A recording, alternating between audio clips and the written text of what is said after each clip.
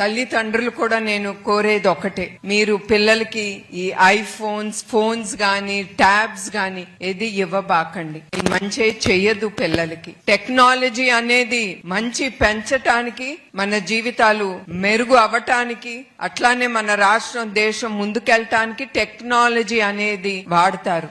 కానీ అది మితంగా వాడేది మనని చెడగొడుతుంది. ఇప్పుడు అదే అవుతాంది. మనం సెల్ ఫోన్స్ పుచ్చుకుని ఇంట్లో పిల్లలు పక్క రూమ్ లో ఉండి కూడా ఫోన్ వచ్చి మనం మాట్లాడటానికి కూడా టైం లేనట్టు మనం బిహేవ్ చేస్తాం అన్నమాట. సో నేను కోరేది ఒకటే, ప్రతి ఒక్కరూ క్రమశిక్షణతో మీరు పిల్లల్ని అందరినీ మన తల్లిదండ్రులు ముందుకు తీసుకెళ్లాలి. అట్లానే ఈ కాలం యువకులకి నేను కోరేది ఒకటే, నాకన్నీ తెలుసు అనే అహంభావంతో ఉంటున్నారు ఈ కాల పిల్లలు. ఆ అహంభావం అనేది పనికిరాదు, అది మనిషిని కింద పడేస్తుంది. మనం ఎక్కడి నుంచి వచ్చాము, ఏమి ఎట్లా ఉండాలి, మెయిన్ గా మన తల్లిదండ్రుల్ని ఎట్లా చూసుకోవాలి, రేపు మనం కూడా తల్లిదండ్రులు అవుతాం, మన పిల్లలు మనల్ని ఎట్లా చూసుకోవాలని మనం ఒక తల్లిగా మనం భావిస్తాము.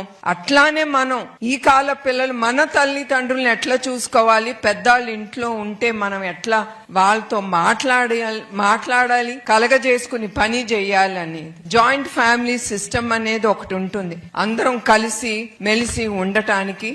మా చిన్నప్పుడు మేము అట్లానే పుట్టి పెరిగాము, అందుకే మేము అందరం ఇవాళ ఇట్లా ఉన్నామంటే ఆ జాయింట్ ఫ్యామిలీ సిస్టమ్ వలన.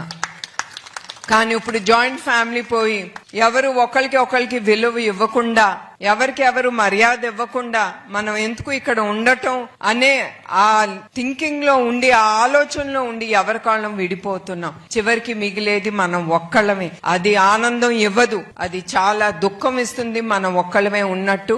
ఇప్పుడే అన్నట్టు దాంతో చాలా డిప్రెషన్స్, మెంటల్ హెల్త్ ఇష్యూస్ వస్తాయి. అందుకే నేను కోరేది, మన అందరం సుఖ సంతోషాలతో చిన్నవి ఉంటాయి, అవన్నీ మనం పట్టించుకోకూడదు. That is a part of life. మన జీవితంలో అది వస్తాయి. వచ్చినప్పుడు వివాదాలు వచ్చినప్పుడు కలిసి మనం కూర్చుని దాన్ని సార్ట్ అవుట్ చేసుకోవాలి. అదే మీరు పిల్లలకి నేర్పిస్తారనేదే నేను కోరుకుంటున్నాను.